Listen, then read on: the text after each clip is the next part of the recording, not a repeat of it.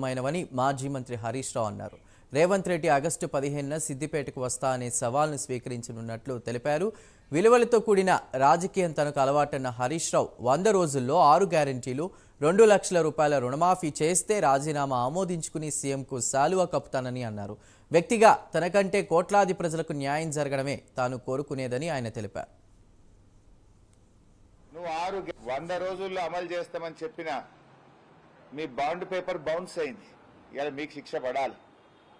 సరే, ఇప్పటికైనా చెంపలేసుకొని క్షమాపణ చెప్పి 15 ఆగస్టు అని కొత్తగా మళ్ళీ దేవుళ్ళ మీద ఒట్టు పెట్టినావు కదా, ఆ 15 ఆగస్టుకైనా 6 గ్యారెంటీలు రుణమాఫీ చేస్తానని స్పష్టంగా చెప్పు.